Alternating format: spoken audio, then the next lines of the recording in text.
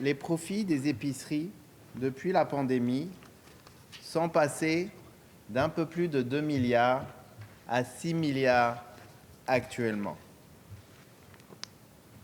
Et on pourrait croire que cette augmentation est due à l'inflation, mais non, Monsieur le Président, nous sommes là parce que nous avons ici les marges de profit qui sont passées de 1,5% à plus de 3% en moyenne, ce qui représente une augmentation de 100% des marges de profit.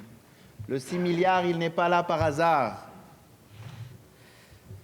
Nous avons entendu les gens du gouvernement se transformer en avocats, littéralement en avocats de ces grandes compagnies.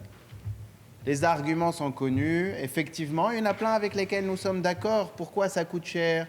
Bien sûr parce qu'il y a la guerre en Ukraine, bien sûr parce que l'énergie coûte cher, bien sûr parce qu'il y a des intempéries. Je crois même que je n'ai pas entendu l'argument des intempéries, malheureusement. Bien sûr parce qu'il y a des intempéries. Mais, Monsieur le Président, qu'est-ce qui explique qu'on double les marges?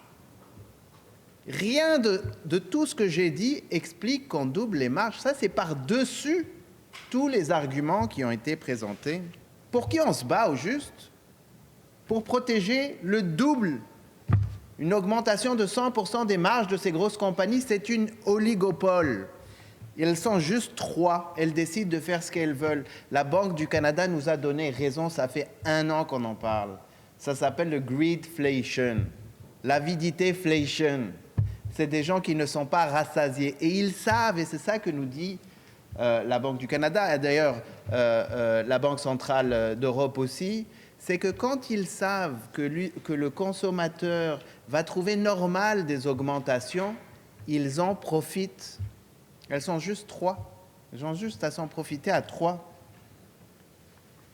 Et pour remercier les PDG de ces compagnies, je rappelle que le PDG de Loblaws, M. Weston, a reçu 8,4 millions de dollars en boni en 2022, alors que c'était 5 millions l'année précédente.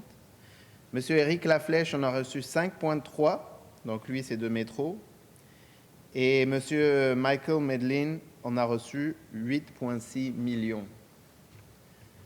Ces personnes-là se gavent. Elles se gavent. C'est ça qui arrive. Elles se gavent pendant qu'un Québécois sur 10 fait la file dans les banques alimentaires parce qu'il n'est plus capable de se nourrir. Et qu'est-ce qu'on entend du gouvernement, des députés de la CAQ? Qu'on ne veut même pas faire la lumière sur un peu de transparence pour comprendre pourquoi est-ce qu'on peut augmenter des marges de profit de 100% en pleine inflation quand les Québécoises et les Québécois ont faim. Quand un enfant sur 5 a des problèmes de sécurité alimentaire en allant à l'école. Vraiment? Vraiment. J'ai du mal à croire qu'on peut s'opposer à ça. Qu'on peut avoir le parti pris de ces 3 énormes compagnies plutôt que celui des Québécoises et des Québécois.